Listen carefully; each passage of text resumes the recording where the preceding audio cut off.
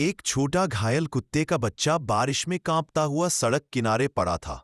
कुछ लोग देखकर हंसने लगे और इसे ताने देने लगे। वह डरा और उदास हो गया। तभी एक छोटी बच्ची वहां से गुजरी। उसने बिना डरे उस कुत्ते को उठाया, उसे अपने घर ले गई। उसने उसे तौलिए से सुखाया, दूध पिलाया और गर्म कंबल में सुला दिया। रोज वह बच्ची उसका ध्यान रखने लगी। कुछ ही दिनों में वह कुत्ता फिर से खेलने दौड़ने लगा। अब वह बच्ची का सबसे अच्छा दोस्त बन गया। क्या इस बच्ची के लिए एक लाइक तो बनता है ना?